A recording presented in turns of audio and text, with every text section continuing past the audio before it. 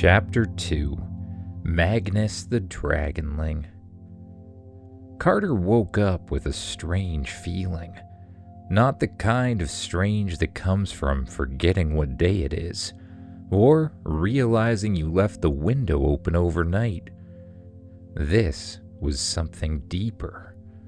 A low rumbling sensation, like a stomach ache that had gotten confused and ended up in the wrong part of his body. It wasn't his stomach, though. It was his card core. Something inside it was shaking. He reached inward with his mind, and sure enough, the sensation was coming from his Fire Dragonling card. It felt like the little guy was trying to break free. Carter summoned the card, and it materialized in front of him as a large, glowing rectangle. The illustration of the Fire Dragonling stared back at him, magma veins glowing across its dark, scaled body. The card began to shake, hard. Carter hesitated for a moment, then let it do what it needed to do. The card exploded into a beam of light, and when the glow faded, the Fire Dragonling stood in his room, small, dark, and oddly adorable. It stared at him with glinting eyes, then calmly licked the back of its paw and ran it over the top of its head. "Well, thanks for finally letting me out of there," the Dragonling said casually. Carter blinked. You can talk?" "Of course I can talk. How do you think I'm talking to ya?" "Right, good point," Carter murmured, still processing. "Can all magical creatures talk?" "No, depends on their intelligence level," the Dragonling replied. "And I am very intelligent." Carter opened his mouth to respond, but only managed "What? Huh?" The Dragonling raised an eyebrow, or would have if it had eyebrows. "Let me explain," it said. "You're not the first person to choose me as their companion. In fact, I've been through this twice already. But I've never evolved, not once. So people keep thinking I'm just a beginner card and putting me back into the pool for the next choosing day." Carter stared. "Wait, what? How does that even work?" "Well," the Dragonling said, settling into the story, "the first time I picked, it was this really angry kid. He just wanted to fight everything. And that's exactly what we did. We tore through the beginner area, fought wild magics left and right. I got stronger fast. Then we reached the intermediate and advanced zones, and he started using me less and less. Eventually, he traded me in." The Dragonling's voice flattened slightly. "And then I ended up in a wizard's pocket." Carter didn't know what to say. "The second kid was a bookworm," the Dragonling went on. "Always researching, always reading. Took me everywhere, but rarely used me. I got smarter, even learned how to talk from that one, but no evolution. Eventually, he traded me too. And then came you." "Oh," Carter said, unsure whether to feel honored or sorry. "Well, nice to meet you." "Nice to meet you too. But if we're gonna work together, we need to set some ground rules." Sure," Carter said. "Like what?" "First," the Dragonling said, flicking its tail, "I don't want to be stuck inside that card all the time. It's fine for naps, but it gets cramped, and honestly, it feels a bit like prison." Carter nodded. I can do that. Second, the Dragonling continued, I'm not your servant. I can be your friend, and trust me, with my knowledge and power, that's a pretty good deal. That's fair, Carter said. I don't want a servant. The reason I picked a magical creature card was because I always wanted a little magical creature as a friend. The fact that you can talk, that's even better than I expected.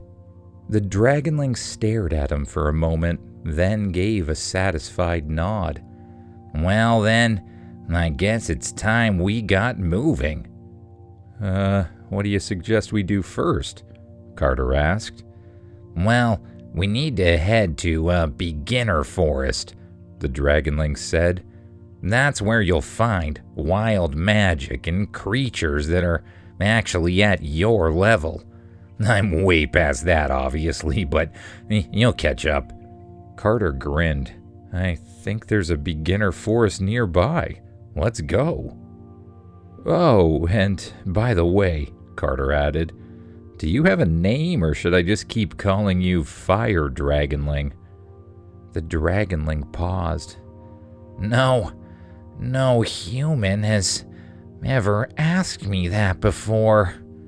My name is Magnus. Magnus it is, Carter said. Let's go. The two of them headed outside.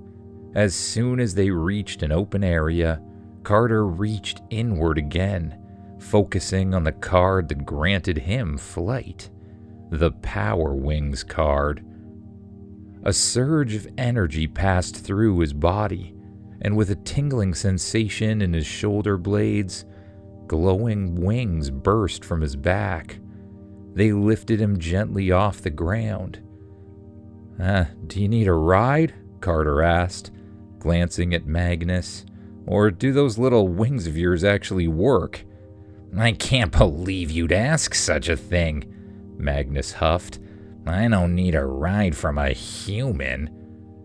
With rapid wing beats, more like a hummingbird than a dragon, Magnus lifted off the ground and zipped into the sky.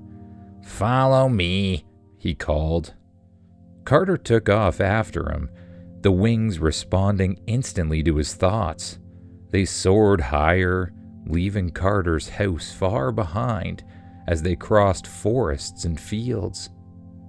Magnus guided them into a mountainous region until the trees below became spaced out and the terrain opened into wide meadows surrounded by rocky peaks. This, Magnus said, circling down, is one of my favorite beginner areas. They landed in what looked like a trailhead parking lot, complete with a small log cabin and a wide wooden gate. A sign arched above in bold letters, Beginner Forest. They passed through the gates and followed a winding path. Other cardholders, most of them around Carter's age, had already set up campsites nearby. Some were dueling each other, others faced off against wild magic and magical creatures. Some cardholders wielded personal power, lightning from their fingertips, bursts of fire, icy wind. Others relied on summoned creatures to do the battling. Up ahead, something sparked. A cluster of people ran towards Carter and Magnus, eyes wide with panic. Do not go in there, one of them shouted. That thing is way too strong for this area. Carter looked past them and saw bolts of lightning flashing in the distance. Another cry rang out. Do you think we should go battle that thing? Carter asked. I'd have no problem, Magnus replied. It's you I'm worried about. You don't even have protection against lightning. I should have picked armor instead of wings, Carter muttered. Actually, Magnus said, your wings might be just what we need. Follow me. Without another word, he shot into the sky. Carter summoned his wings again and followed. They flew high above the mountains.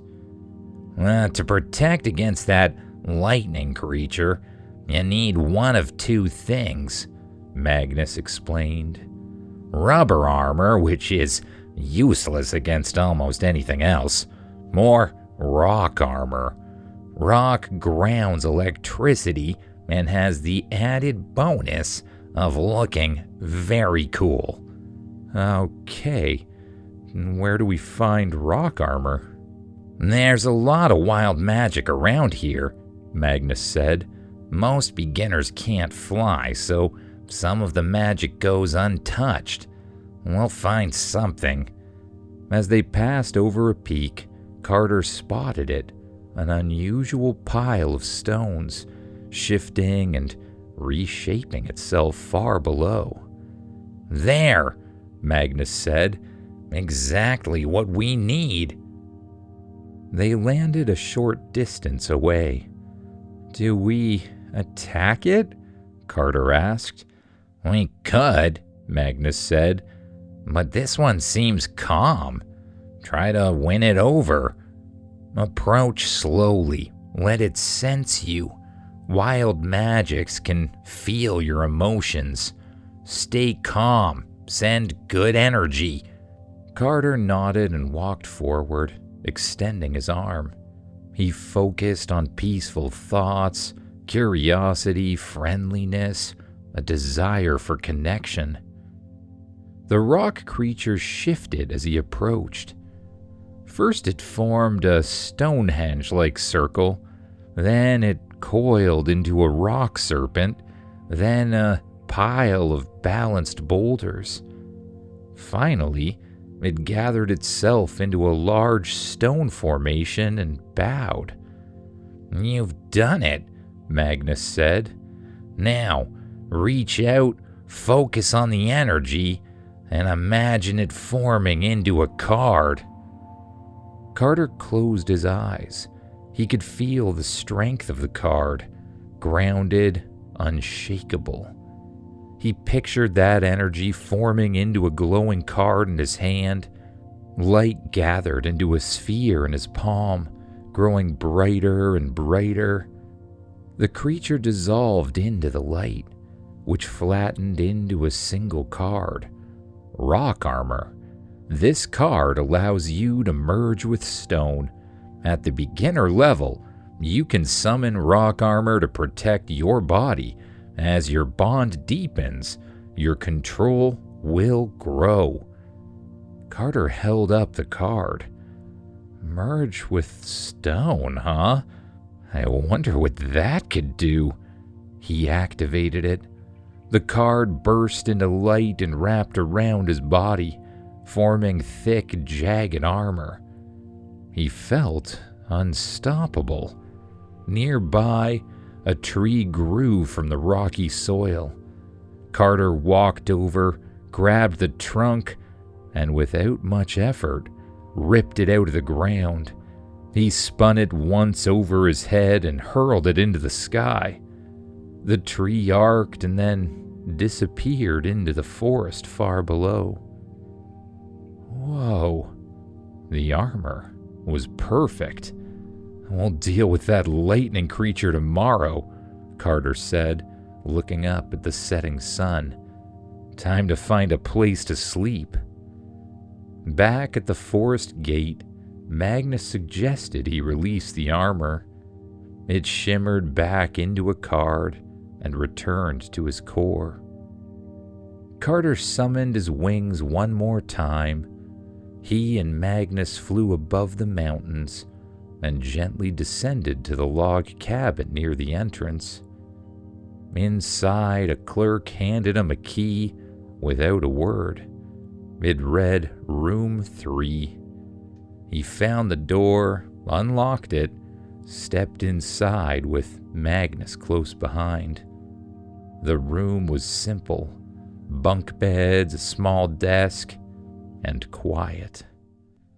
Magnus curled up on the bed and began licking his paws again. His purring was soft and steady. Carter climbed into the bed, pulled the covers over himself, and closed his eyes.